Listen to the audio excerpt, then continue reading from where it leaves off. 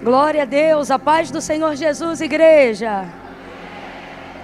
Amém. Oh, glória, como é bom poder retornar a essa casa. Estou feliz de estar aqui em tão pouco tempo, me sinto honrada. Essa igreja tem abençoado muito a minha vida. Vocês têm povoado os meus pensamentos. Vocês são diferenciados. Deus abençoe. Bispo JB, Bispa Dirce, você é muito fechamento. Bispa Dirce, você é muito top. Você não tem noção de quem você é. Ela é muito gente boa. Deus abençoe, viu? Obrigada pelo carinho, pela consideração com que tem tratado eu, minha mãe. Muito obrigado, viu? Bispo JB, meu sonho hoje, quando eu sair daqui, é descobrir o seu nome. Você acredita que eu não sei? Eu só falo JB, mas eu não sei como ele é tão conhecido. Eu fico sem graça de perguntar. João Batista? Que top! Feliz de estar aqui hoje na igreja do Bispo João Batista. Bispo, Deus abençoe sua vida, viu? Eu me sinto honrada de estar perto. O Senhor é uma referência. E eu espero poder voltar aqui outras vezes, até perder o nervoso de ministrar com ele aqui. Até que isso aconteça. Glória a Deus. Abra comigo a sua Bíblia no Evangelho do Senhor Jesus, segundo escreveu Mateus, capítulo de número 25. O Senhor colocou no meu coração uma palavra de discernimento para essa noite.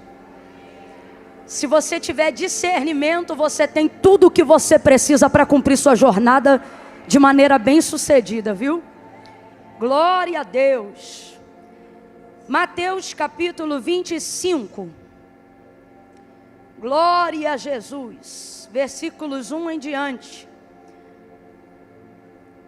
Quem encontrou pode dar um amém? Amém. Amém. Diz assim o texto sagrado: então o reino dos céus será semelhante a 10 virgens. Quantas virgens? 10. Quantas virgens? 10. E as 10 são o quê? Ficou na dúvida?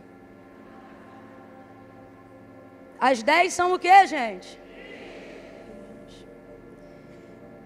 Que tomando as suas lâmpadas saíram ao encontro do noivo.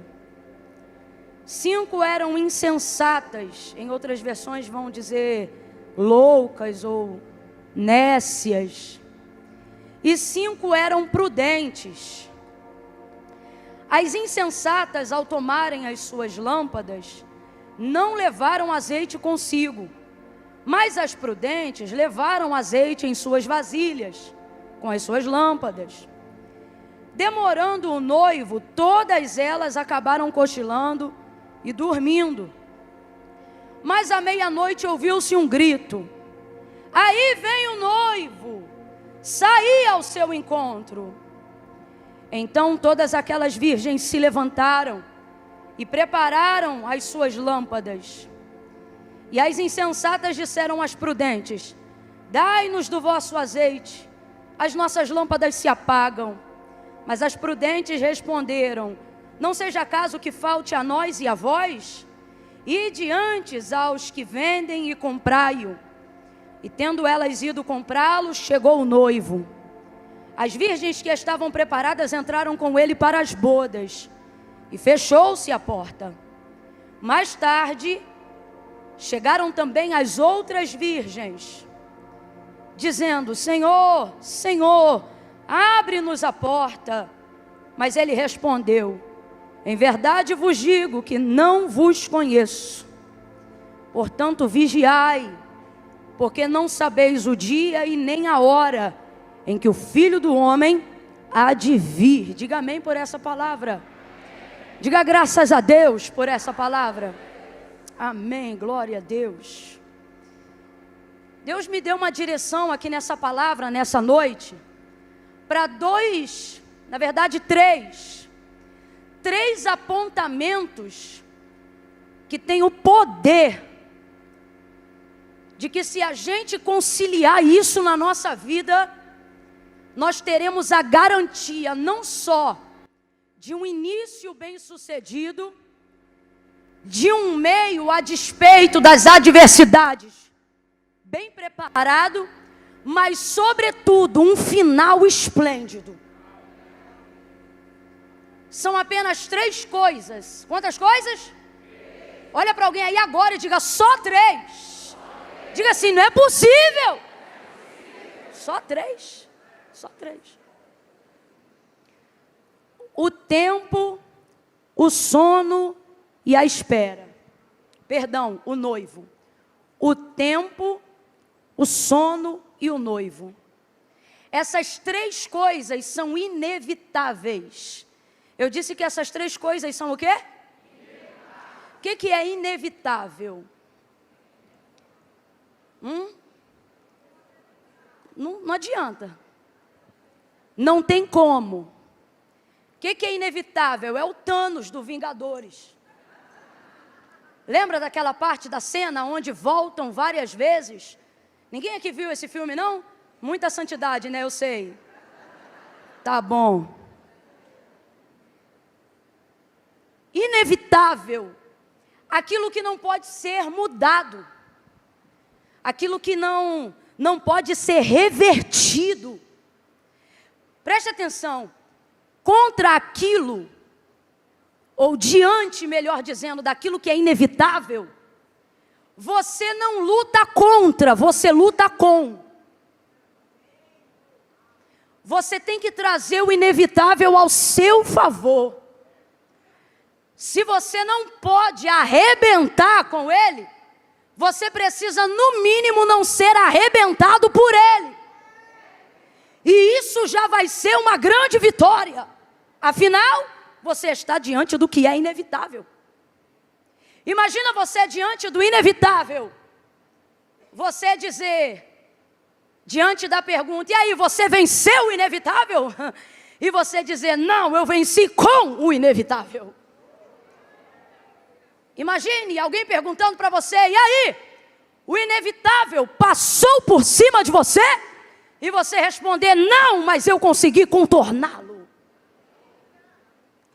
Você precisa compreender que existem algumas coisas na sua vida que não é lutando contra elas que você vai vencer. Tem muita energia nesse finalzinho de ano sendo desperdiçada, mal gasta, mal empregada, mal utilizada, porque você está querendo usar o que Deus te deu para combater o que Deus não te chamou para combater. Para brigar contra coisas que estão posicionadas diante de você para te ensinar e não para te destruir. Mas de um tempo para cá, qualquer coisa que para no nosso caminho, por causa dessa desgraça, dessa doutrina triunfalista desde a década de 90 para cá, sobre a ideia de que a gente tem que vencer tudo, tem que arrebentar tudo, tem que estourar a boca do balão toda hora. Estamos criando crentes mimados que não sabem o valor da humilhação no processo. O valor de um processo. E quanta energia que poderia estar sendo desenvolvida no progresso de um chamado, no crescimento de um ministério, no despertar do dom, no soprar de brasas que estão aguardando o vento de um grande avivamento, sendo desperdiçadas, porque de maneira mimada ou egocentrista, não aceitamos absolutamente nada que esteja diante de nós, porque consideramos que tudo que está diante de nós é um obstáculo a ser vencido, quando nem o rio que corre sem que ninguém possa impedi-lo para o mar, considera a pedra um obstáculo, mas o contorna até chegar no seu destino final. E é assim que os braços dos riachos vão tomando as formas mais bonitas, e a gente vai vendo a beleza da criação passando por cima de um avião. Tem pessoas que estão querendo correr como uma vala, entrar em algo como um funil, e estão perdendo a beleza do processo, porque acreditam que tudo que está diante deles é inimigo. Mas Deus te trouxe hoje aqui para dizer: é professor, é professor, é professor. E a primeira coisa que veio para te ensinar hoje aqui, Nessa parábola é o tempo. Se puder aliviar para mim só um cadinho o compressor, deixar ele assim bem aberto, principalmente na hora que eu gritar. Não vai dar nada, está tudo guardado, protegido, com oferta, dizimista fiel. Não vai estourar, não vai estragar. Alivia aí para mim, por favor. Aliviou! Aliviou. Valeu. Ó. E dentro dessa parábola, a gente vai perceber muitos ensinamentos. Mas eu quero ser muito cirúrgica, porque vindo para cá, desde ontem orando, Deus falou assim para mim, irmãos, não é todo dia que Deus libera palavras tão específicas. Mas Deus falou comigo e Ele disse assim, nesta noite do Profetizando 2023, eu estarei anulando sentenças do inferno e estabelecendo decretos divinos, eternos. Você recebe essa palavra? Você recebe? Ei, bata na mão de uns dois aí e diga, é noite de decretos. É noite de decretos. E tão bom quanto isso, Ele está anulando sentenças. É noite da anulação de sentenças. Agora cabe a nós o discernimento. Eu disse que cabe a nós Paulo disse que todos os dons Deus distribui a cada um conforme Ele quer. Foi o que ele disse quando se dirigia a carta à igreja de Corinto. Os dons Ele distribui a cada um conforme Ele. Mas o de discernimento, Ele diz, busquem. Peçam. Sabe por quê? Eu vou falar bem rasgado que é para todo mundo entender. Você pode viver sem visão. O que você não pode viver é sem discernimento.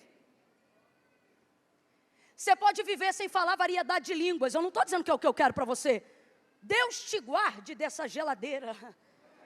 Mas você pode viver sem isso. Isso não influencia em nada a sua salvação, doutrina de fé, nada disso.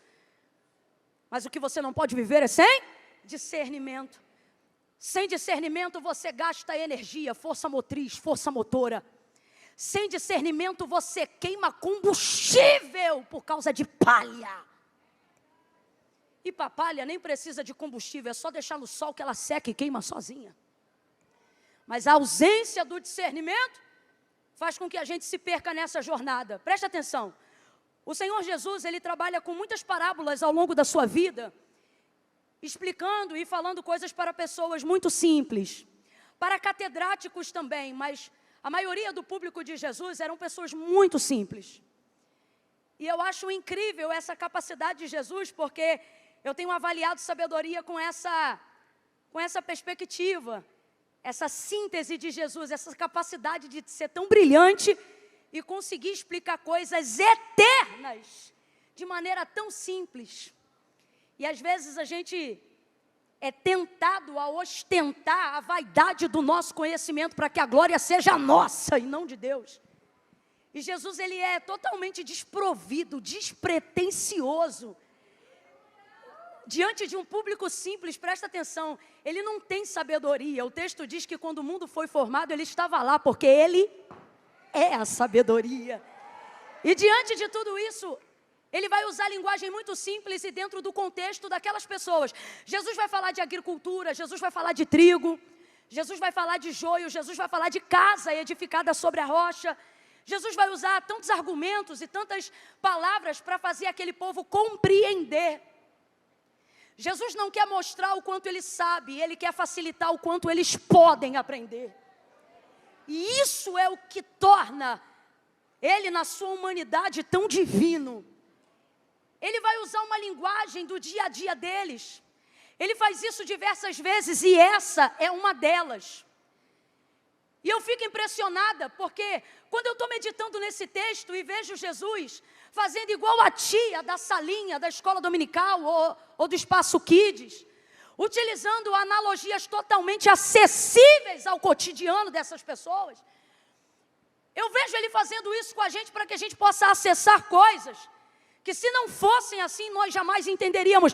E aí, logo de cara, a primeira lição que o Espírito de Deus ministrou ao meu coração para que eu ministrasse ao seu, é que Jesus não tem a expectativa de ser admirado. Jesus não vive a sua jornada ministerial esperando fãs, esperando ser ovacionado. Jesus, ele não está criando pessoas e desenvolvendo a mentalidade nelas e o entendimento nelas, para que elas se tornem seus seguidores apenas, mas para que elas de verdade se tornem discípulos. Ele não quer apenas que elas saibam quem ele é, porque senão vão fitar só no que ele pode fazer, mas ele quer que elas construam a sua identidade nele, a ponto de pensarem que a partir do momento que ele faz, aprendendo com ele, andando com ele no nome dele, eu posso fazer também. Jesus não está apenas promovendo reuniões motivacionais para que as pessoas tenham alegria de um dia, de uma semana ou da construção de um ano. Ele está estabelecendo um método exoperante. Ele está dando para elas uma forma de dar continuidade àquilo que ele só está começando, a ponto dele mesmo dizer: não se maravilhem com o que eu faço agora, porque coisas maiores daquelas que vocês veem eu fazendo, vocês também as farão. Ele faz isso usando a simplicidade da construção de narrativa do dia a dia, porque Jesus não quer ficar guardado, escute isso, dentro de uma mentalidade que tem um dia e hora específico para adorá-lo. Ele não quer ser como um dos ídolos constituídos por mãos de homens, aonde a gente determina que hora é dele e que hora não é, aonde a gente determina que hora falamos com ele e que hora não falamos. Ele quer alguém cuja manifestação viva revele a sua vontade, trabalhando, dirigindo, lavando louça, lavando roupa, pregando em cima do púlpito ou manobrando um carro no estacionamento. E para isso uma linguagem simples, uma linguagem que não está focada em ser aplaudido, uma linguagem que está focada em ser o mais claro e compreendido. Deus trouxe pessoas hoje aqui e Ele está dizendo diretamente: haverá relevância no seu ministério, haverá transferência da unção que você carrega, quando a sua ocupação for ser útil e não ser famoso, quando a sua ocupação for ser útil e não ser admirado. Paulo vai escrever a carta aos Coríntios e ele percebe uma resistência daquela igreja em direção ao seu apostolado, porque os apóstolos haviam andado com Jesus e ele viu Jesus no reflexo de luz no caminho de Damasco, em Atos capítulo 9, mas a igreja de Corinto tem resistência com ele, a ponto de dividirem ele, a ponto de ter que posicionar o seu apostolado. Ele afirma a Corinto como não tem necessidade de afirmar nenhuma outra igreja, e quando ele vai escrevendo a ela a fim de convencê-la, ele vai entregando para ela doutrina, razão, modo de viver, intenção e fé. Tem uma série de divergências teológicas, mas todos os teólogos cooperam com a seguinte opinião: que se por uma desgraça todo o Antigo Testamento e o restante da Bíblia se perdesse e só se sobrassem as cartas paulíneas, elas seriam o suficiente para que a igreja tivesse paradigma de vida, fé e salvação. Tamanha é a inspiração que Deus deu a esse homem. Agora esse homem está tentando convencer uma igreja que ele foi chamado para orientar, de que ele está preparado para isso, e diante disso ele vai disciplinar, ele vai exortar, ele vai ensinar, ele vai dizer como é que vai funcionar, mas ele encontra resistência do outro lado, a ponto de perceber que ele não é amado pelo povo que ele sofre por amor. Aí ele vai escrever algo que me chama a atenção, e ele diz assim: torno-vos a escrever as mesmas coisas que já vos disse antes, mesmo sabendo que quanto mais eu escrevo por amor de vós, menos amado sou de vós. O que ele está dizendo? Eu estou fazendo o que estou fazendo porque eu amo vocês, mas eu percebo que diante do que eu faço, vocês não veem que isso é amor. Por quê? Porque existem pessoas numa visão deturpada de amor, achando que amor é só beijinho, achando que amor é só abraço, achando que amor é só elogio, achando que amor é só curtida, é só seguidor, é só arroba, é só patrocínio, é só festa, é só tapinha no ombro e é só apoio. Mas Salomão vai deixar claro, e ele vai dizer: fiéis são as feridas feitas por aquele que ama, mas quão doces são os lábios do falso quando ele beija. Então entenda, Paulo nessa escrita ele vai dizer: eu estou fazendo isso por amor, por mais que vocês não vejam o meu amor, só que o meu amor não vai me fazer deixar de escrever e de fazer o que eu faço por vocês. Pelo contrário, quanto menos amado sou de vós, mais me movo por amor de vós. O que ele está dizendo, gente? Ele está dizendo: Corinto, se prepara, que eu vou continuar te ensinando, eu vou continuar te exortando, eu vou continuar te disciplinando, e tudo isso é a manifestação do meu amor. E Corinto, vocês podem ser em quantidade maior do que eu, mas eu tive a visão, eu fui escolhido. O que ele está querendo dizer? Eu não trabalho com a expectativa que vocês têm em mim, eu trabalho com a expectativa do chamado que Deus me confiou. Quando isso acontece, a opinião pública perde o poder sobre a tua vida.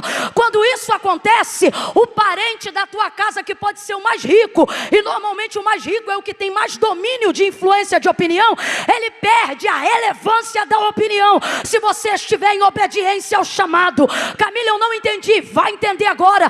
Deus está dizendo para mim e para você: eu quero que você se desacorrente, eu quero que você se livre do jugo de fazer tudo por expectativa alheia. O amor verdadeiro, ele ama muito mais ser útil do que ser aplaudido. Pergunte aos pais que educam os seus filhos em amor, pergunte às mães que educam os seus filhos em amor. Então veja, ele não trabalha com a expectativa que as pessoas colocam nele. Imagine Moisés no deserto. Imagine ele sendo conduzido à medida que o povo vai tentando dissuadir ele da ideia de que Canaã é longe, ou de que não será possível entrar na terra prometida, ou de que de fato eles vão morrer ali porque não há água, não há comida, e parece que Deus falhou em todas as suas promessas. Imagine se Moisés amasse mais ser ovacionado do que ser obediente. Imagine. Então toda a expectativa do reino de Deus, ela não funciona. E o exemplo disso é o próprio Cristo. Ela não funciona sobre a expectativa de que sucesso é apoio da maioria, sobre a ideia de que caminho certo são os aplausos da maioria. No dia que o Senhor disse a Moisés: fala a rocha, e ele feriu a rocha 2 vezes, saiu água da rocha e o povo bebeu de toda forma. Diga para mim, saiu ou não saiu? Saiu ou não saiu? E o povo bebeu ou não bebeu? Vem, gente, lá atrás, bebeu ou não bebeu? E o povo ficou maravilhado. Moisés, você é o cara. Moisés, você é o líder que a gente precisa. Moisés, o povo ficou maravilhado, porque funcionou. Mas diga para mim, Deus estava maravilhado? Deus disse para ele: por causa disso, você não vai entrar na terra que eu jurei aos seus pais que entraria. Aquele que em tese, se fosse por mérito, mais mereceria entrar na terra, mas não entrou, porque a quem muito Deus dá, muito Deus também cobra. E ele não entrou. Agora responda de novo: a água saiu ou não saiu? Mas o método foi correto? O método foi correto? Não é porque está dando certo que significa que Deus está apoiando. Não é porque está funcionando que significa que você está agradando a Deus. E quando é que a gente perde esse termômetro? Quando é que a gente deixa de compreender como o reino de Deus funciona e automaticamente como nós devemos funcionar dentro do reino de Deus? Quando começamos a comprometer a nossa responsabilidade com Deus, ligada à opinião das pessoas, ligada ao aplauso das pessoas. Mas hoje, com todo carinho, Deus está dizendo: porventura não sabeis que a amizade comigo é inimizade com o mundo?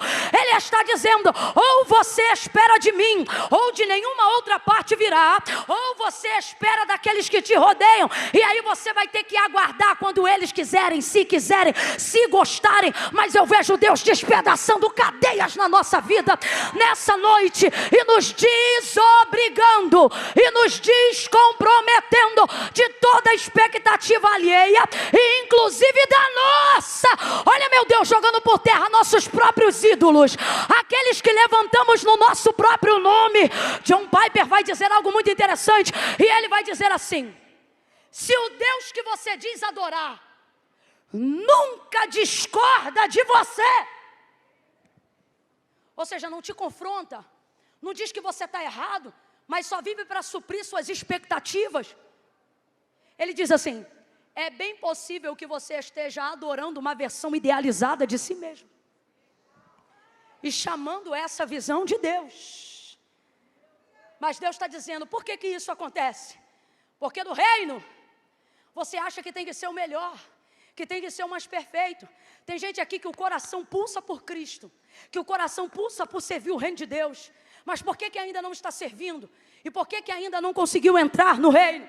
Não, porque quando eu for crente, eu tenho que ser melhor do que o fulano. Eu só vou ser crente depois que eu largar tal e tal coisa. Não, porque se é para ser crente, eu tenho que ser direito. Você adora a visão idealizada e perfeita que você montou de você mesmo no futuro. Quando eu largar tal coisa, quando eu deixar tal coisa, e o Senhor está dizendo, ora, sem mim, nada podeis fazer. Então Jesus, ele é completamente desobrigado disso.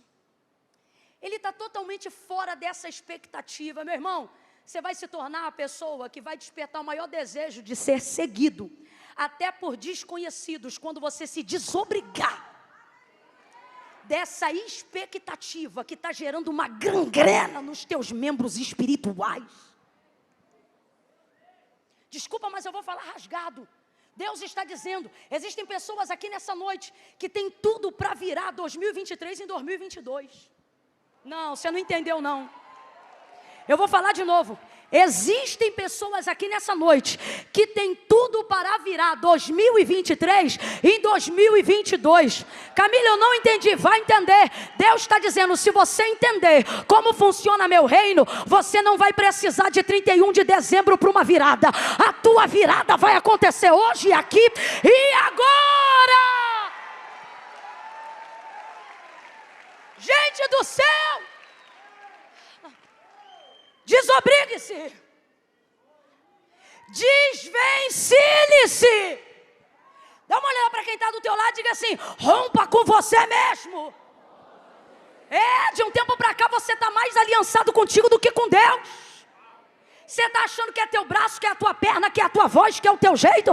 Porque se eu for ninguém vai, se eu não fizer ninguém faz, se eu não chegar ninguém chega. Você está pressionado, não é por causa do que Deus te confiou no reino, é porque você é mais exigente do que Deus. Você se tornou carrasco de si mesmo, carcereiro de si próprio, porque você se comprometeu, sabe com o quê? Com teu padrão de perfeição, teu padrão de sucesso, teu padrão de relevância, teu padrão de dinheiro. Deus está dizendo, rompe com teu padrão, a régua é minha.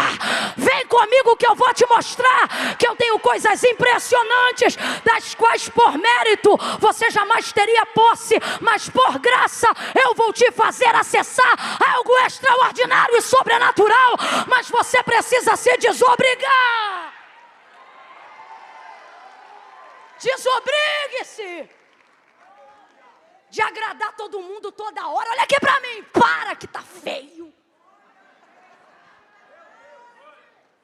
É feio quando profetas se tornam bajuladores. É feio quando líderes permitem com que seus liderados liderem em seu lugar. É feio quando filhos começam a dar lições a pais. Camila, mas às vezes o filho ensina, às vezes, se for via de regra, filhão, reveja seus conceitos de paternidade. Segura aí, que a gente está só começando. Jesus era desobrigado disso. Por que o ministério de Paulo foi tão profícuo, tão bem sucedido? Porque ele também era desobrigado disso. E quando eu consigo, Camila, ter essa visão, quando eu entrego para Deus tudo que eu tenho, quem já entregou tudo que tem não tem medo de perder mais nada. Aí você se torna destemido. Deus trouxe pessoas hoje aqui, e o que Ele está dizendo é, eu não estou levantando covardes, eu estou levantando destemidos. Eu estou levantando destemidos, porque eu, o Senhor, não vos dei espírito de temor e nem de medo. Eu não vos dei espírito de covardia. Se eu fosse você, eu já estava me arrumando na cadeira. Eu vos dei espírito de fortaleza. Oh meu Deus, diga ao fraco, eu sou forte. Diga ao fraco, eu sou forte. Tem gente que entrou hoje aqui com o joelhinho batendo, mas assim diz o Senhor: se te mostrares frouxo na hora da angústia, a tua força será pequena. Firma teu joelho no chão, que tua perna não treme. Busca o reino do céu e a sua justiça, e você não vai temer o que te possa fazer homem algum. Desobrigue-se. Que é que tem que agradar todo mundo? É essa neutralidade que abriu o ralo emocional da tua vida. E quem disse que você tem que segurar todas as tensões da família? Natal na tua casa todo mundo se alegra, menos você. Porque você tem que ficar consertando o que aquela tia disse o tempo todo para o sobrinho não entender errado, para a mãe dele não se meter e isso virar briga. O Senhor está dizendo: você não é responsável pelo que fala a boca do outro. Camila, mas se eu puder ajudar, se você puder ajudar, ajude, mas não se mate por isso. Não destrua sua família por isso, não destrua seu casamento por isso. Mas sabe o que é isso? A necessidade de ser amado por todos. Você não pode ver o pau quebrar em lugar nenhum. Que você quer entrar. Quem disse que você vai resolver tudo, irmão? Você acha que isso é apenas motivação do pacificador? Não. Muitas vezes, isso é o orgulho travestido de falsa humildade. Porque não pode dar errado nada que você participa. Não pode acontecer nada de ruim aonde você está. Ih, eu vou falar um negócio que se eu fosse você eu não recebia não. Deus está dizendo, tem pessoas aqui que a resposta eu vou trazer como trouxe para Jó no capítulo 38. Você está pensando que eu vou descer e conversar contigo? Eu vou descer no meio de um vento, de um redemoinho, e vou responder questionamentos enquanto eu desorganizo aquilo que você acha que está no lugar. Desobrigue-se. Jesus era completamente desobrigado disso. E dentro dessa perspectiva vai usar uma linguagem muito simples para falar de algo tão eterno, tão incrível, tão sobrenatural. A possibilidade de ser simples sem ser raso. E uma das maiores características daqueles que Deus está chamando é essa: seja simples, mas não seja raso. Dentro dessa simplicidade, mas em profundidade, ele começa a dizer: o reino dos céus será semelhante a 10 virgens. Quantas virgens? Quantas virgens? Todas são virgens, as 10. Mas você vai perceber que a castidade não livra 5 delas do declínio. Você vai perceber que a santidade, se eu pudesse aplicar a virgindade a isso, não livra elas do declive. Vão cair. São tão puras quanto as outras, tão castas quanto as outras, tão virgens quanto as outras, mas não vão participar das bodas. O que aparece aqui para mim e para você, sabe o que é? Não é como a gente começa que determina como a gente termina. E isso aqui é bom porque isso é para geral. Quem começou muito bem e está dizendo: uau, Camila, eu nunca me desviei. Camila, eu nasci num lar cristão. Camila, eu oro tanto, que quando eu vou abaixar para pegar um negócio no chão, eu tenho tanta intimidade com Deus, que Deus já me pergunta: que foi, minha filha? Nada não, Senhor, só vim desvirar o chinelo. Camila, eu tenho caminhado com o Senhor em santidade, em verdade. Eu tenho sido fiel, ótimo, virgem, puro, santo, separado, consagrado, consciente. Mas veja, isso não vai determinar o declínio delas no final. Então isso serve tanto para quem começa muito bem. Ó, começou muito bem? Parabéns, mas não é isso que determina. Camille, para mim, que vim aqui hoje porque falaram, vamos embora lá. E eu vim. Estou tentando entender algumas coisas aqui. Eu comecei ontem. Tem alguém aqui que está dizendo, meu Deus, será que eu vou entender? Tu está entendendo tudo. Ali, está bem ali no meio. Mas eu não estou, já não está tarde demais, não. Já não estou velho demais, não. Não faz a menor diferença. A menor diferença.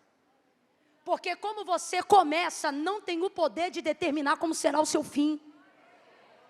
É visando isso que eu busco compreender. Por que Jesus não dizia eu sou o destino, já que ele era? Eu sou a chegada, já que ele é o fim de todas as coisas. Mas ele não disse em momento nenhum, eu sou o final. Também não disse eu sou o destino. Mas por algumas vezes disse, eu sou o... Não é o seu ponto de partida que determina a forma como você chega. E não é saber aonde você quer chegar que garante uma boa chegada lá. O pai de Abraão, por exemplo, Terá, quando decidiu sair da terra de Ur dos Caldeus, ele sabia onde ele queria chegar, Canaã, mas o texto diz que ele passou por uma geografia que se chamava Harã. Harã, não por coincidência, era o nome que despertava a memória do filho caçula que ele enterrou. Ele quis sair da terra de Ur dos Caldeus, justamente para não lembrar de Harã. Foi ali que o menino cresceu, foi ali que ele criou o menino. Quando o menino morreu, ele reuniu a casa inteira. Ele pegou Sara, pegou Abraão, pegou o seu neto Ló, e ele falou, vamos embora. E quando perguntaram para Terá, pai de Abraão, para onde nós vamos? Ele disse, nós vamos para Canaã. Então presta atenção, ele sabia onde ele estava, sabia onde ele queria chegar e sabia por que ele queria sair. Mas o texto diz que a caminho de Canaã, ele vai passar por uma terra que se chamava Harã. Qual era o nome do filho dele que morreu? Quando ele chega em Harã, ele deveria só ter passado por Harã, mas ele vai armar tendas ali. Ele pensa que vai poder superar. Você não está pronto para superar o que você teve que fugir para não morrer. Então quando você estiver diante de uma área de tentação, não bate de frente com ela, desvia, passa batido, vai-se embora. Aí ele arma as tendas dele ali. E o texto termina, sabe como? E morreu Terá em Harã, e ali foi sepultado. Sabia onde estava, sabia onde queria chegar, mas chegou? Chegou? Chegou? Não confunda não, não é Abraão não, é o pai dele, chegou? Porque não é apenas saber aonde eu estou e por que eu quero sair. Não é apenas ter a rota de onde eu quero chegar, é saber se eu estou pronto para fazer o... Aí Jesus chega e diz, eu sou o... Jesus te trouxe hoje aqui para dizer, se você começou muito bem, parabéns filhão, mas não esquece que eu sou o caminho. E se você começou muito mal, não fica triste, ainda dá tempo. Por quê? Pelo mesmo motivo, é na caminhada que eu te experimento, é na caminhada que eu te provo, é na caminhada que eu te podo, é na caminhada que eu te ensino, é na caminhada que eu te levanto, é na caminhada que eu te sustento, é na caminhada que eu te converto, é na caminhada que eu começo a te dizer, não apenas aonde você tem que chegar, mas como você vai estar quando chegar lá. Oh meu Deus, misture essas palmas com glória a Deus e aleluia. Diga assim, Senhor, diga Senhor, eu preciso de ti no caminho. Não é a chegada nem a partida, é o... Não é como você começa. Você pode ter começado muito bem. Vigia. É no caminho que as tentações aparecem. É no caminho que as adversidades nos espreitam. Você pode ter começado muito mal, não desanima. Deus está dizendo, ainda tem caminho. Ainda tem estrada para você. Ainda tem rumo, ainda tem norte. Irmãos, eu estou numa noite onde Deus não para de falar assim, olha, eu sou a bússola, eu sou o norte, eu sou o caminho, eu tenho o apontamento do teu destino, mas eu não estou te esperando lá, porque eu faço questão de fazer esse caminho com você. Rabaiaçai. 10 virgens puras, santas, mas só 5 entraram, porque não é como você começa, que dá a garantia da sua chegada, seja você começando bem ou seja você começando mal. O importante é o que você vai fazer no caminho. O que aparece no caminho?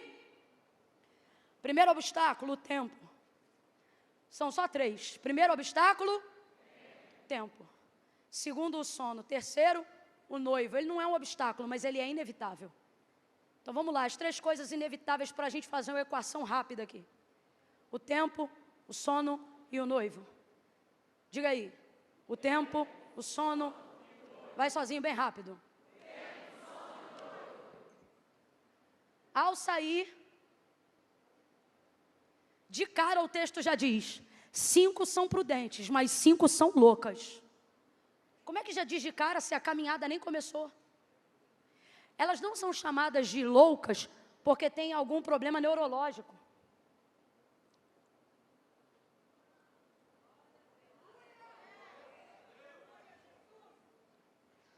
Camila, você está suando muito, tira o blazer. Eu comprei esse blazer para esse culto, eu vou fazer esse culto todinho com esse blazer.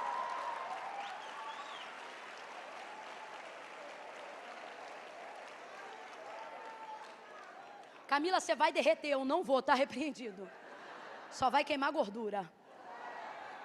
Me traz mais água aí, irmã. Ainda pode beber água no culto? Então para de me secar.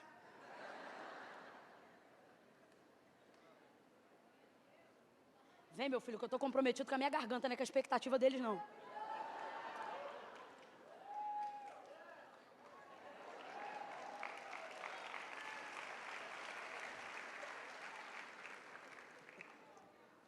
Elas não têm nenhum problema, nenhuma ausência de substância cerebral, elas não. Elas são chamadas de louca por imprudência. E por quê, Camila? Porque elas não levam em consideração o fator tempo de espera. Elas não levam em consideração o que pode acontecer com aquelas lamparinas que estão cheias de azeite. Presta atenção, todas as 10 têm nas suas lamparinas azeite. Só que 5 delas são chamadas de prudentes, porque além do azeite que elas carregam dentro da lamparina, elas estão levando o azeite na reserva. Por que são chamadas de prudentes? Porque elas pensam em possibilidades 1000 que podem fazê-las perder o azeite que elas precisam ter na entrada das bodas. Por exemplo, elas poderiam sair dali e levar um tombo. Camila, isso é uma história e é por isso mesmo que eu tenho liberdade para conjecturar. Elas poderiam sair dali e levar um tombo. E cadê o azeite? Acabou o azeite. As outras não. Ainda que levassem um tombo e arrebentasse com a lamparina e perdesse todo o azeite e apagasse a chama, pega o azeite da reserva, enche a lamparina de novo e acende a chama de novo. Agora as outras, sem azeite não tem chama. Sem chama não adianta nada a lamparina. Estão com os seus instrumentos vazios. Estão com aquilo que vai apontar e iluminar o caminho sem chama. É assim que elas poderiam ficar. Então as que são chamadas de loucas, são loucas porque não levaram em consideração o fator tempo. Agora olha para mim, você acha que isso aqui é brincadeira? Olha o exemplo que Jesus está dizendo. O que ele está mostrando para a gente? Que quem não leva em consideração o fator da espera é como se fosse louco. Ficou com medo. É como se fosse louco. Você diz que espera, mas se não se comporta como espera, é louco. Ninguém quer ficar na casa de alguém que não se preparou para receber a pessoa que disse que ia. Se eu chego para você e eu digo, olha, amanhã eu vou na sua casa. Vai fazer o que, Camila? Tomar um café ou um almoço? Eu digo, um almoço, aí você não vai me preparar a mesa de café, você vai me preparar uma mesa de almoço, no lugar de pires, você vai colocar pratos. Essa atitude vai demonstrar que você está me esperando. Já teve na casa de alguém que se preparou para te receber? Ou seja, que esta pessoa estava à sua expectativa, ela estava à sua espera. Quando você chega, você até quer fazer uma visita de 5 minutos, mas não dá. Aí o telefone toca e alguém diz, fulano, tem que vir embora. Aí a gente diz, não dá, montou até mesa. Pastores aqui já passaram por isso. Tem que tomar um golinho de café. Tem que comer um pedacinho de bolo. A pessoa se preparou, ela fez bolo para você. Ela te esperou. E isso também dá maior problemão se você não for. A pessoa diz, eu te esperei. O que significa eu te esperei? Eu fiquei no sofá? Não, eu desmarquei compromissos, eu desmontei mesa, eu limpei casa, eu lavei banheiro, eu botei toalha nova no lavabo. Eu estava te esperando. É isso que significa. Agora, tu dizes que espera, mas a pergunta é, cadê o comportamento de quem espera? Cadê o azeite na reserva? Cadê o comportamento de alguém que não pode guerrear contra o tempo, mas precisa estar preparado para sobreviver nele? É sobre isso, irmão. Escuta isso. É sobre isso. Não são loucas, porque são de devaneio. São loucas, porque saem como se tivesse o controle de tudo em suas mãos. O louco acha que tudo está sob seu controle. Vou falar de novo. O louco acha que tudo está sob o seu controle. Ele não leva em consideração o fator tempo. Ele não está pronto para esperar. E aí, Camila? E aí que vai dar desgraça. Quem não está pronto para esperar não vai conseguir chegar. Quem não está pronto para esperar não vai conseguir chegar. Eu trabalhei num banco algum tempo da minha vida e no dia 5 tinha uma fila que virava o quarteirão da esquina. Era o dia dos aposentados receberem os seus como é que chama? Pronto. Ficava uma fila que virava a esquina. Só que tinha um senhor, o banco abria 10 horas. Que horas eu disse que o banco abria? Eu tinha que chegar às 8h30 para cuidar de algumas coisas. Quando eu chegava às 8h30, acredite, o banco só abria 10 horas. Tinha um senhor que chegava com um banquinho daqueles que abre, igual de praia. Ele abria aquele banquinho na porta do banco. Ele sentava ali. Quando dava 9 horas... ele tirava um pão, uma garrafinha de café pequena, daquela que a tampa vira xícara. E ele começava, eu, bom dia. Só abre 10 horas. Aí ele. Irmão, quando dava 9h30, aquela fila já estava virando a esquina da rua, que era comprida.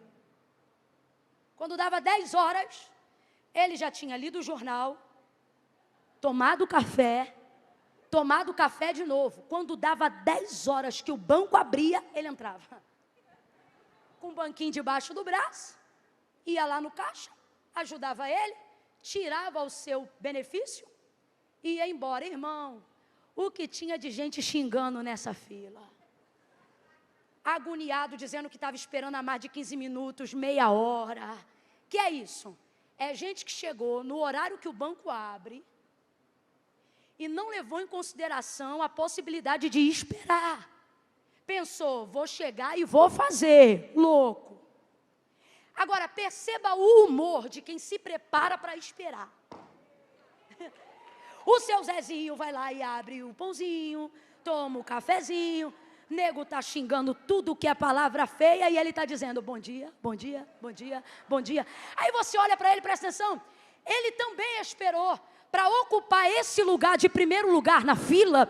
Ele também esperou, só que tem uma diferença. Quando saiu de casa, ele levou o café. Quando saiu de casa, ele levou o sanduíche. Você está entendendo o que Deus está falando? Deus está dizendo, o tempo, ele é impositivo para todos, mas a forma como espera é opcional. É você que define a maneira como você vai esperar. Ouça isso, quando Deus te entrega uma promessa, se Deus está te entregando um lugar, uma boda, um chamado, uma unção, uma promessa, uma empresa, Ele está dizendo, haverá o fator tempo. O tempo te prepara, o tempo te experimenta, o tempo te esconde, o tempo te ensina, o tempo te aprimora, o tempo te dá paciência, o tempo te amadurece. Eu vou te colocar no estacionamento do tempo. Isso é imposição minha, mas a maneira como você vai esperar é decisão sua. Então não espere murmurando, reclamando, rejeitando, chutando, ou como um louco, botando a roupa em... Ei, aonde você já se viu uma mulher que vai casar e vai deixar para ver o vestido no dia? É assim que as meninas se casam, gente.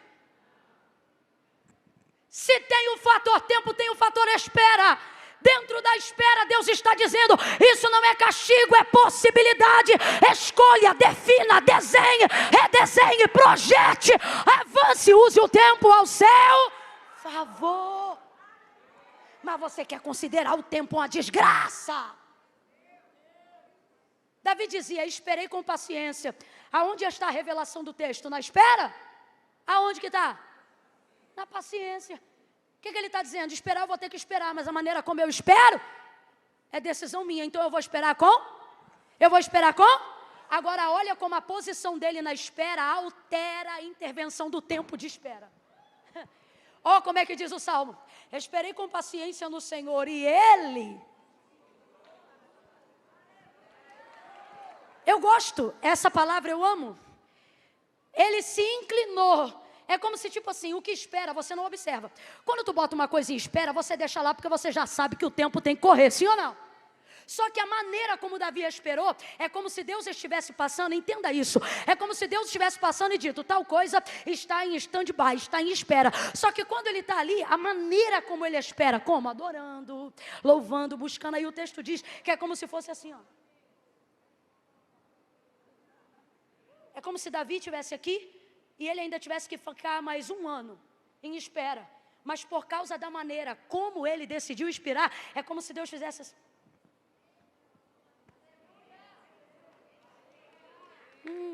Você está entendendo o que Deus está falando com você? Ele está dizendo: ei, pare de considerar o tempo seu inimigo e comece a considerá-lo seu treinador. Existem orações suas que não foram respondidas ainda. Não é porque Deus não tem o poder de responder. Ele está te dando esse tempo para você melhorar a qualidade do teu clamor. Nesse período de tempo, o projeto que começou com uma bolinha, agora pode crescer e se tornar um grande gráfico, porque o tempo te ensina, o tempo te dá um novo nível de projeção. Não há homem bem sucedido que não tenha passado pelo fator do tempo, e que tenha usado o tempo em seu benefício. João Batista, ele ficava nos desertos, escondido de Israel, até a hora que deveria revelar-se a Israel. Quando o Senhor Deus decidiu proteger seu filho Cristo, ele não disse para Maria e José: peita Herodes. Ele disse: prepara mudanças, desce ao Egito e se esconde lá. E quando é que eu saio de lá? Espera a minha resposta. Vocês vão ficar lá um tempo. Quando Eliseu disse para a sunamita que ela conceberia e daria luz a um filho, ele disse: no tempo determinado. Sabe o que ele está dizendo? Essa promessa não é miojo não. Entre a palavra que eu estou falando até você receber, vai passar um tempo. Agora usa esse tempo ao teu favor. Entenda, o que Deus está dizendo é: no tempo da espera, escolhe o nome do teu filho no processo da esterilidade. No tempo da espera, prepara o teu futuro. No tempo da espera, escolhe os amigos que estarão preparados para desfrutar do cumprimento da promessa que Deus te fez. Deus está dizendo: se não fosse a espera, você já tinha arrebentado teus pés pelas mãos. Imagine ter acesso a tudo que você tem hoje com aquela cabeça de 18 anos, quando você achava que sabia tudo e que seus pais eram retrógrados. Deus te trouxe hoje aqui para dizer: o meu tempo é lixa, é tesoura na poda da videira, é para você frutificar. Pega na mão de alguém aí. Eu estou sentindo uma autoridade de Deus tão grande aqui. Meu tecladista pode subir, a banda mais musical que eu já vi na minha vida pode vir chegando aqui. Pega na mão de alguém aí agora. Larga de ser esquisito, segura a mão de alguém aí. Se ele tiver meio gelecado, aperta bem forte, que é para ele ver. Ei, não aperta de qualquer jeito não. Deixa essa pessoa perceber que ela sentou do lado de um profeta do Eterno, de uma profetisa nessa noite. Sacode ele ou ela e diga: o tempo é seu aliado e não o inimigo. Esse tempo vai te melhorar, esse tempo vai te fazer crescer, esse tempo vai te fazer progredir, esse tempo vai te abastecer. Não são loucas porque tem problema de cabeça, são loucas porque tendo cabeça não usam. Vou falar de novo: não são loucas porque tem problema de cabeça, são loucas porque tendo cabeça não pensam. não usam. Olha para os dois aí, faz assim, ó. Usa a cabeça. Como é que se usa a cabeça? Olha aqui para mim. Você tem que ter em mente e se? E se?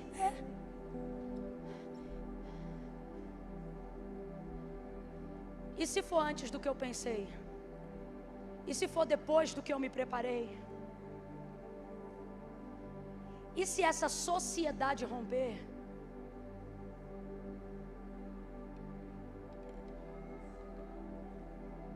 Você tem que usar isso aí. Isso aí é um crânio, não é uma caixa preta não. Para só no último dia abrir e ver o que deu. Leve em consideração o tempo, porque ele será impositivo a todos e inevitável a todos nós. Olha para mim, sendo mais crente que eu ou menos crente que eu, estamos no mesmo peso da balança, qual? Ambos vão esperar. Para de peitar o tempo. Leia o tempo. Discirna o tempo. Caminhe no compasso.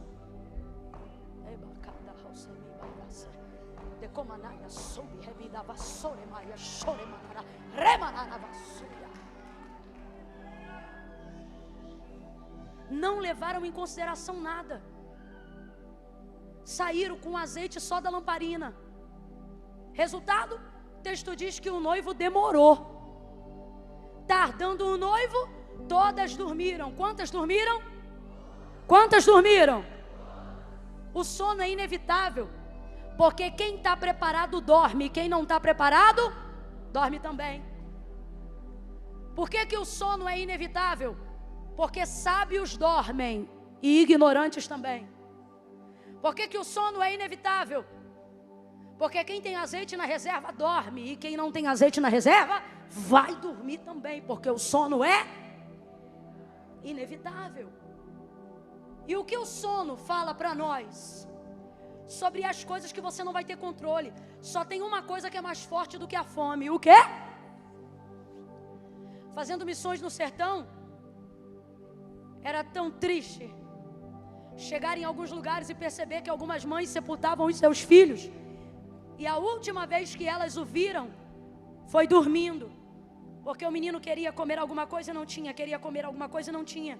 Então muitas mães lá diziam: meu filho, dorme que passa. E passava mesmo. Alguns passavam até para a eternidade. Por quê? Porque o sono é mais forte do que a fome. E algo que supera a fome, supera qualquer coisa. Quem ainda está comigo, diga amém. Mais de 46% dos acidentes de trânsito não acontecem nem por embriaguez e nem por nenhum problema mecânico ou acidente alheio. Acredite, mais de 46% dos acidentes de trânsito acontecem a menos de 5 quilômetros da própria casa do motorista. Por quê? Porque você acredita que vai chegar e relaxa por já saber o caminho. E você começa a lutar contra o sono. Ei! Contra o sono você não luta. Se você já aumentou o som do carro, já abriu a janela e continua batendo cabeça, para no primeiro acostamento, no primeiro posto. Lava o rosto, toma o café. Se não adiantar, fecha o vidro, trava tudo e vai. É melhor ter 15 minutos de atraso do que perder mais 15, 20, 30 anos de uma vida. Por que o sono é inevitável? O sono é tão forte que na parábola do trigo e do joio, o texto diz que o inimigo veio à noite enquanto os servos dormiam e semeou o joio no meio do trigo. Quando os servos acordaram no outro dia e viram o joio crescendo no meio do trigo, foram até a porta do dono da casa, da fazenda, do campo, bateram na porta e disseram: Senhor, qual foi a semente que tu nos deste? E o Senhor da propriedade, ele disse: ora, a boa semente, o trigo. Aí ele dizem, então nos explique agora, por que é que o joio está crescendo junto com o trigo? Ele disse, ora, essa semente quem semeou foi o inimigo. Agora preste atenção na parábola. O inimigo entrou no campo durante a noite, enquanto todos estavam... Por que eles dormiam? Porque eram desocupados? Não, porque trabalharam um dia inteiro e agora estavam tendo uma parte da paga do seu serviço, que não é o dinheiro, é o sono. Os servos estão no campo e por dormirem não viram o inimigo entrar. O dono do campo está em casa, não está no campo, mas sabia que quem tinha semeado o joio era o inimigo. Responda para mim, o dono do campo estava no campo? Estava em casa. Agora os servos estavam no campo, mas viram o inimigo porque estavam... Senhor, ele diz, foi o inimigo. O Senhor não estava lá, mas sabia quem tinha semeado. Por quê? Porque o servo administra, mas o dono do campo sabe de tudo, mesmo quando ele não está. Mesmo quando ele não está, ele vê. Mesmo quando ele não está, ele vê. Mesmo quando ele não intervém, ele vê. Mesmo quando você não vê o braço dele, ele continua se movendo. Porque ele é o único que não dorme. Ele é o único que não dorme. Deus trouxe gente hoje aqui para dizer, você perdeu o sono. Não, você continua com sono, mas você está tomando todo tipo de medicamento, você está fazendo todo tipo de autossabotagem, você aprendeu a burlar seus próprios limites, você está tendo crise de ansiedade, insônia, porque você acha que tem que controlar tudo, você acha que vai salvar a tua casa toda, você acha que pode cuidar do teu filho o tempo todo. Olha para mim, abre a mente, você pode ser a melhor mãe do mundo, você não vai cuidar do seu filho o tempo todo, toda hora. Em algum momento ele vai fazer alguma coisa que você não viu, ele vai entrar num lugar que você não sabe, ele vai conhecer alguém que você não conhece. Você pode ser o melhor marido do mundo, não tem como os seus olhos estarem sobre a sua esposa o tempo todo. Uma hora ela vai ter uma conversa que você não tem conhecimento. Eu não estou falando de traição, eu estou falando de vida. Ninguém tem a vida do outro 100% sob controle. Você pode ser o melhor pastor que uma igreja já viu. Nenhum pastor tem condições de cuidar de absolutamente todas as ovelhas sem falha. Uma hora alguém vai cair e vai te esconder. Uma hora alguém vai te trair e você não vai saber na hora da traição. Por quê? Porque o sono é para todos. O sono é uma forma que Deus nos deu de mostrar a nossa vulnerabilidade ante a sua soberania. Quando você dorme, Ele não está dizendo você é incapaz. Quando você dorme, Ele está dizendo pode descansar. Por quê? Porque quem te guarda não dorme. Eis que não tosquenejará o guarda de Israel. O Senhor é quem te guarda. Bate na mão de os dois aí e diga, quem guarda tudo é Deus. Quem guarda tudo é Deus. Quem tem controle sobre tudo é Deus. Quem conhece a tua empresa e os teus funcionários é Deus. Quem sabe o que pensam os seus filhos é Deus. Davi disse, se eu colocar minha cama no mais profundo, ali tu está. E se eu subir ela até a mais altura, a mais alta forma da alva, ali tu também vê. Porque Senhor, tu me sondas e me conhece. Deus trouxe gente hoje aqui para dizer, vai dormir porque eu cuido. Vai dormir porque eu guardo. Vai descansar porque eu sou fiel.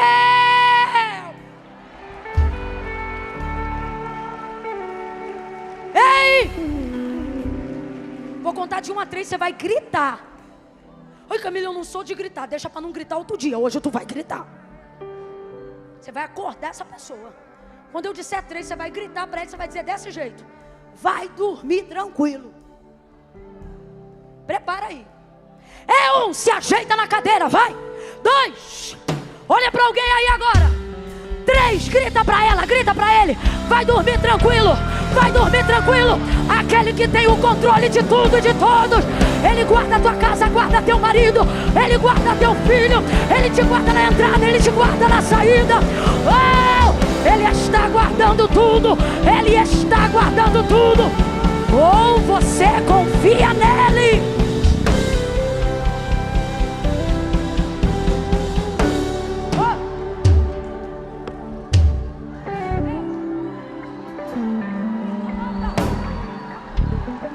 Ou você confia nele,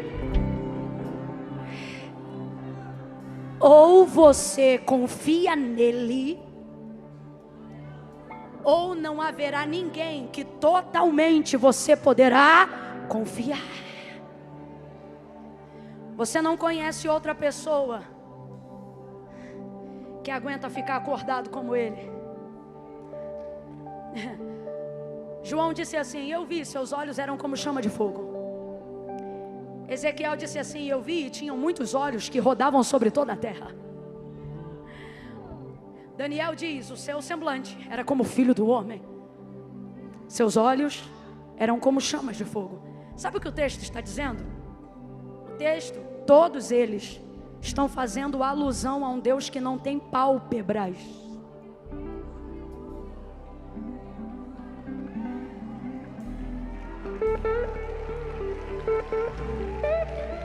Não tem pálpebras. Olhos como chama de fogo é a alusão de um Deus que não pisca. Não, ele não. Você já deve ter feito isso mais de 1000 vezes essa noite, mas ele tá assim, ó.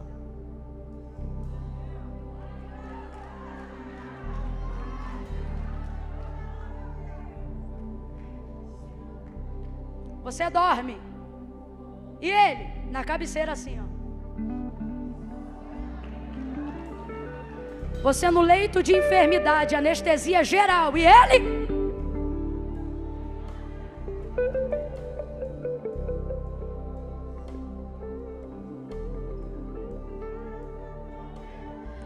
você de joelho dobrado, dizendo: Deus, eu não aguento mais, não sei aonde esse menino está até essas horas.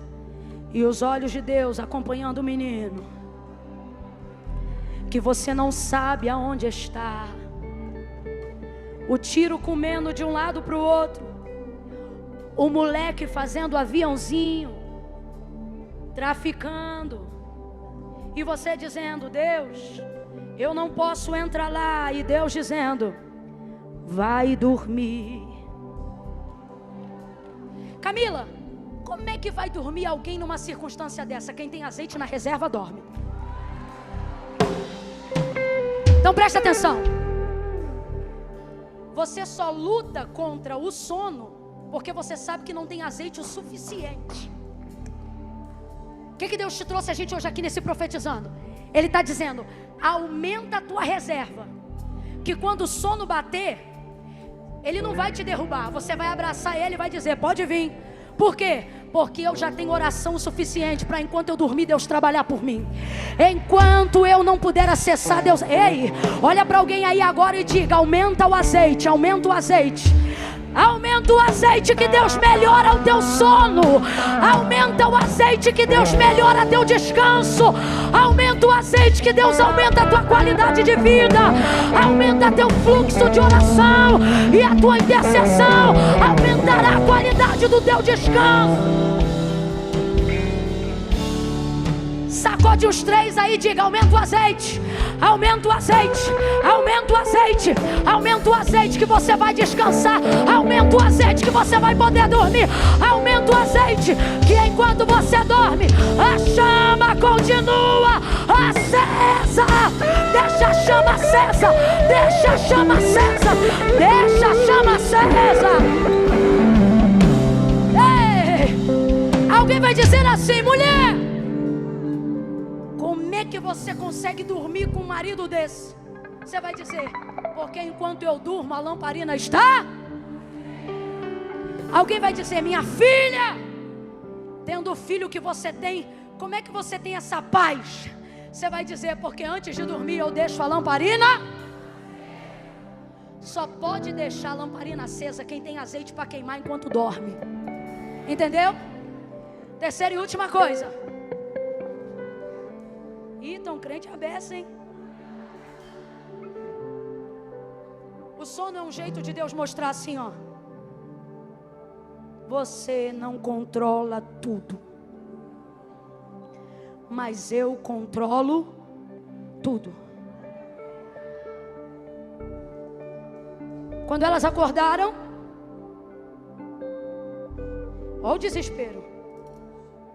de quem dorme sem azeite na reserva. As prudentes levantam, se arrumam e ó, lamparina na mão, foguinho queimando, aí sem azeite. Dá-nos do vosso azeite. As nossas lâmpadas se apagam. Olha, as prudentes. O texto diz boazinhas ou prudentes? O texto diz legais ou prudentes? As prudentes olham para as loucas e dizem: se dermos do nosso, faltará a nós e a vós. Sabe o que elas estão dizendo? Não é que eu sou má, é que não é inteligente lascar nós duas.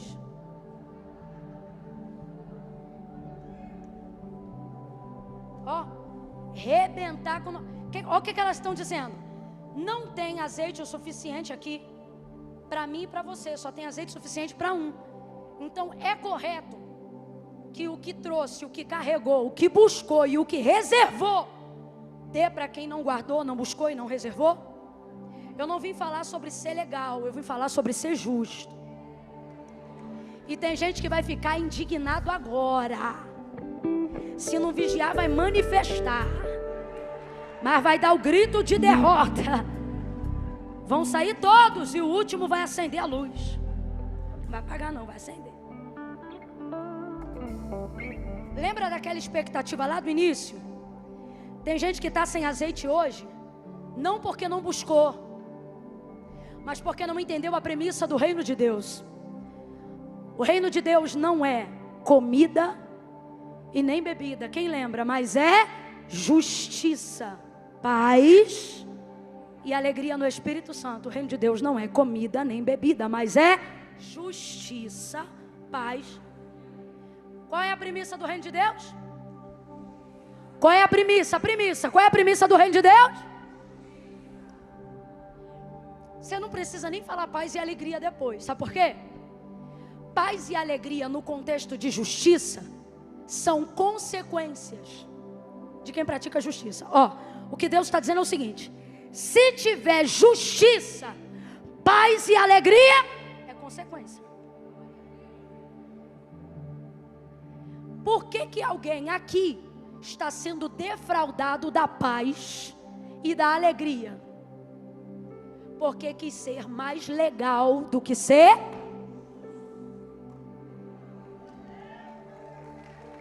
Fala a verdade. A gente não quer ser o que não deu. A gente não quer ser o que não fez. A gente não quer ser o que diz não. A gente quer ser o bonzinho. A gente quer ser o legal. A gente quer ser o que ajuda todo mundo. A gente quer ser o que se arrebenta todo, que é para todo mundo amar a gente. A gente quer ser aquele que é bacana com geral. A gente quer ser aquele que mesmo quando não estamos presentes, a roda está dizendo: não, liga para fulano que fulano resolve. Não, liga para fulano que fulano é tudo. Liga para... Ei, a gente não quer ser o que diz não.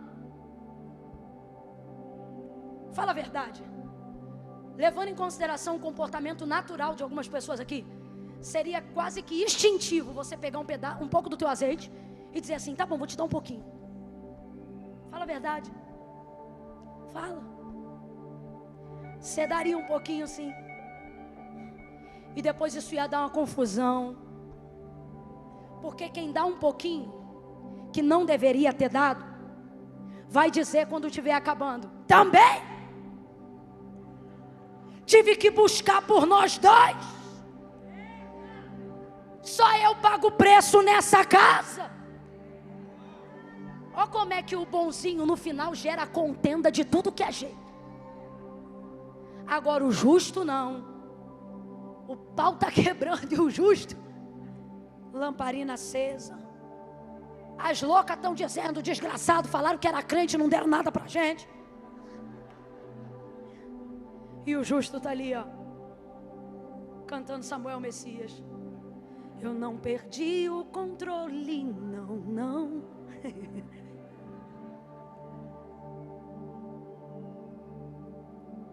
Deus trouxe a gente hoje aqui e Ele está dizendo: 50% dos teus problemas dependem da minha ação, mas os outros 50% só dependem do teu não.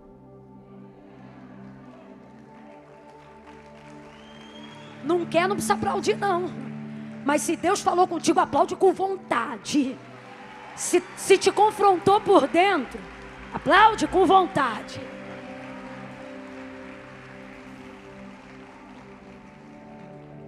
Não, não vai dar. Vai lá e tenta comprar. Foram, o noivo veio. Porque com gente ou sem gente, o noivo, crendo ou não crendo, o noivo, porque o tempo, o sono e o noivo são inevitáveis. Para quem acredita, o noivo vem. Para quem não acredita, vem. Para quem está pronto, esperando ele. Para quem não está, ele vem também. Eu vou falar agora porque não tem absolutamente ninguém saindo. Todo mundo que estava parado na porta, está parado na porta até agora. Quem participou desse culto inteiro em pé, está em pé até agora. Eu estou com vontade de entregar minha vida para Jesus de novo, de tão crente que vocês são. Então eu vou falar agora que é para não constranger ninguém, mas escuta o que eu vou falar. Quem não aguenta esperar um culto acabar, tu acha que vai aguentar e esperar o noivo vir? Não, faz essa equação aí na tua cabeça. Quem não aguenta esperar o cumprimento de uma promessa terrena, está pronto para entrar na eternidade divina. Deus está dizendo: se você crê e quer ser daqueles que entram para as bodas, use o tempo, o sono e o noivo ao seu favor. Prepare-se. Tem azeite em estoque. Tem a vida no altar em dias que não precisar. Como assim, Camila? Não busque só em tempo de guerra, busque também em tempos de paz. Não busque só em dias de aflição, busque também em dias de alegria. Que é isso? Azeite na reserva. Estou pronto para, se Deus me abater, e estou pronto também se meu coração quiser me ensoberbecer. Azeite na reserva. Sono. Algumas coisas você vai ter que perder o controle para Deus restaurar o governo dele na sua vida. Então quando chegar a hora de dormir, ou seja, quando chegar a hora de não ter o controle sobre determinadas coisas, sobre determinadas enfermidades, não arrume guerra. Durma e diga: Deus está na tua mão, porque o Senhor não perdeu o controle. E vai dormir. E por fim, se o noivo vem, pare de querer agradar o público para ser curtido, ovacionado, lembrado, presenteado, e comece a agradar o único que tem o poder para abrir a porta e fechar a porta, para decidir quem entra e quem fica de fora. Sabe quem vai ficar de fora? Os cães, os homicidas, os adúlteros, os mentirosos, os assassinos, todos eles, a sua parte, e aqueles que se esquecem de Deus. Agora, quem vai entrar? Quem se preparou. Eu não vim contar uma mentira para você.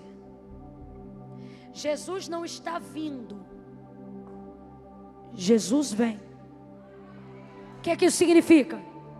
Não está no gerúndio, ele não está caminhando. Quando ele vier, será como num abrir e fechar de olhos. Então não espere o dia mau chegar, nem o sono chegar.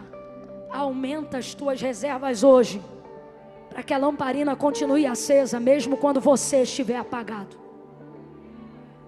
O noivo vem. Alguém diz: aí vem o noivo.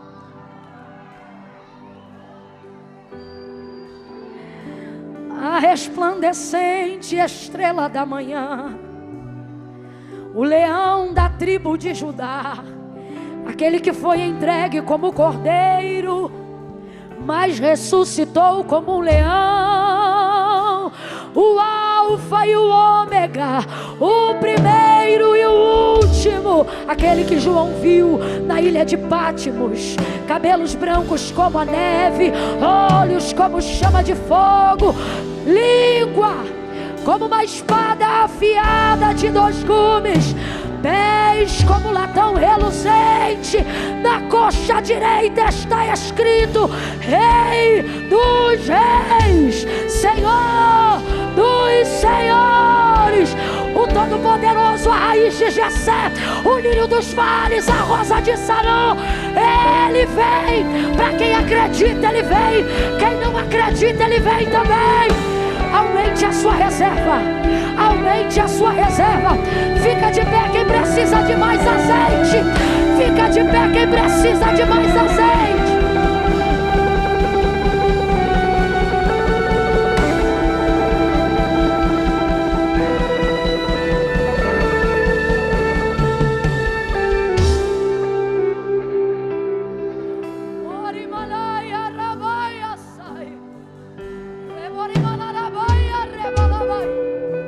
Senhor, nosso Deus e nosso Pai, diante da Tua presença em oração, nesta noite eu te peço, envolva a Tua igreja num manto de glória, revela sobre nós a Tua vontade, cumpre o Teu querer, aponta o destino e faz com a gente o caminho, faz com a gente o caminho, porque Tu és o caminho, a verdade e a vida, e ninguém pode chegar sem a Tua ajuda. Pai, Pai, Pai, grite comigo, diga: Pai, Pai.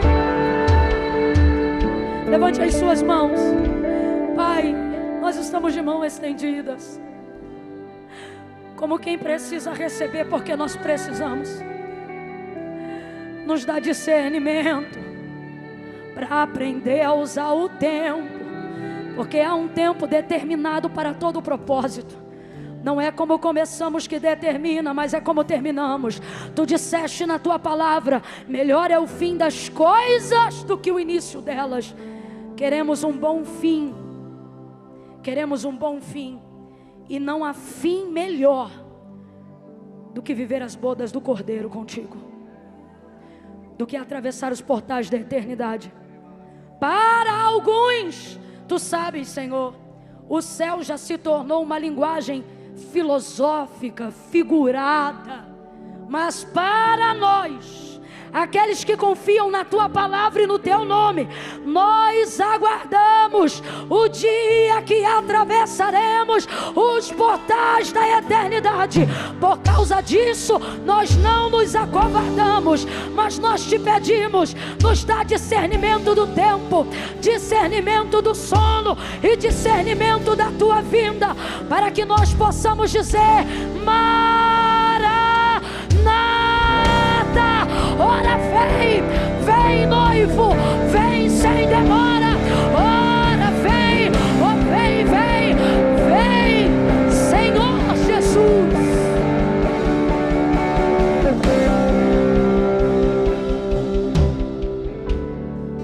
Aonde houver uma mão estendida nessa noite, Senhor,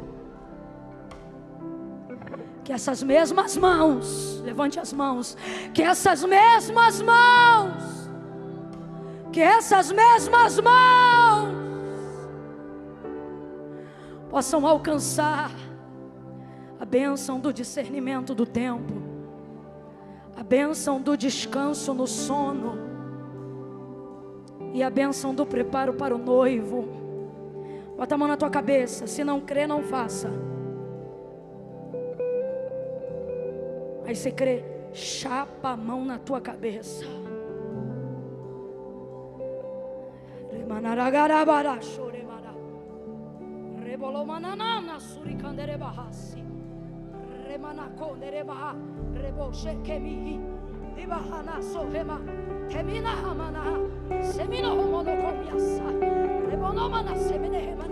Toda cadeia, cadeado, toda crença limitante de escassez de propósito divino, toda mente rasa, toda área no nosso cérebro, visita o lombro frontal, o cognitivo, o consciente, até a massa cinzenta. Passe em revista a nossa mente e abre o nosso entendimento para a realidade da vinda de Jesus. Abre a nossa mente para um novo tempo, um tempo onde o tempo não é mais o nosso inimigo, um tempo onde o sono não precisa mais ser resistido, num tempo aonde a tua vinda é um presente e não um castigo. Abre a nossa mente. Diga para Ele: abre a minha mente. Senhor, faça caber o que Tu tens em 2023 na mente dessa pessoa. Amplia o entendimento dela. Não estamos aqui nessa noite apenas porque somos Teus admiradores. Estamos aqui porque somos os Teus embaixadores. Não queremos apenas Te aplaudir e Te glorificar, por melhor que isso seja, mas viemos aqui nessa noite para aprender o Teu método exoperante. Nós queremos praticar ainda este ano. Amplia o projeto, amplia o entendimento, amplia a envergadura, o raio de atuação daqueles que estão recebendo discernimento. E Senhor, em nome de Jesus, ainda em oração, faça com que saiamos de 2022 desejando o céu mais do que o carro, desejando o céu mais do que o sucesso que esperam de nós. Torna a dar-nos a alegria da salvação. Torna a nos dar a alegria da salvação. Senhor, nós nos lembramos aqui agora em oração contigo de um tempo aonde não corríamos para ter, mas nós corríamos para nos tornarmos quem o Senhor queria que fôssemos. Não queremos dar o tempo que deve ser dado à construção do nosso ser, às posses do nosso ter. Arranca de nós a vaidade de quem somos. Nessa noite, restaura o nosso temor. Alegria da salvação. Desejo de te ver mais do que ter qualquer coisa. Desejo de estar contigo mais do que estar com qualquer pessoa. Restaura a nossa aliança, restaura o nosso altar, restaura os nossos critérios, reforma as nossas prioridades, corrige o nosso caráter, corrige o nosso caráter, corrige o nosso caráter.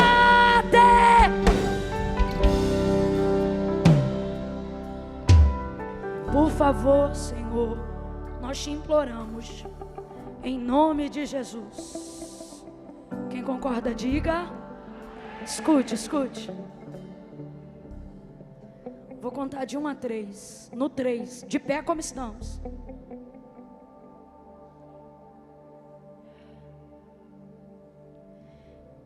Quem se afastou, quem se distanciou do Senhor e quer voltar para a casa do Pai hoje, quer comprar azeite enquanto pode achar. Quem teve o seu coração, por causa do afastamento, arrebatado de temor, no 3, você vai sair depressa do seu lugar e vai vir para o altar. Quem, Camila? Você que está afastado, Você que se diz desviada, você que vem à igreja, mas ainda não tomou a tua decisão ao lado de Jesus. Camila, eu estou com medo da porta fechar. Camila, eu estou com medo. Vou ser honesto, estou com medo. Porque eu não estou com azeite na reserva. Eu venho à igreja, mas ainda não tomei minha decisão.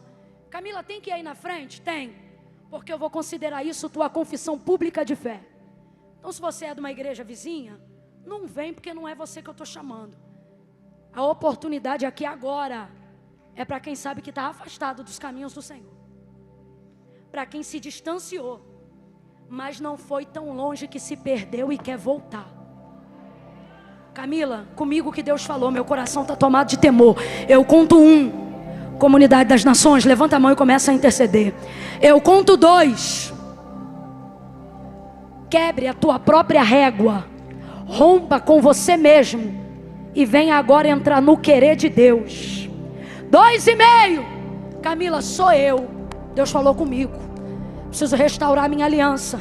Preciso buscar azeite enquanto eu posso ter, invocar enquanto é tempo, buscar enquanto se pode achar. Se é você, 3, tira teu pé do chão e vem para o altar de Deus agora.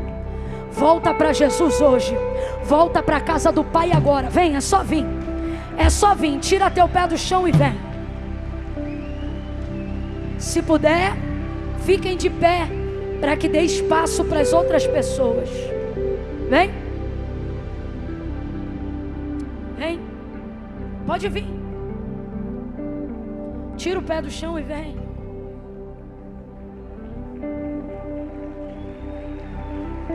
Você que se afastou.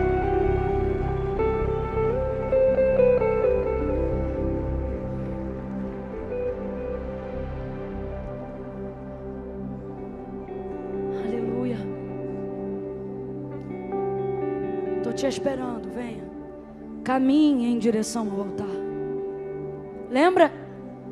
Não é o ponto de partida, é o caminho. Caminhe. Ainda tem lugar aqui para você. Caminhe, caminhe. Caminhe. Isso, venha.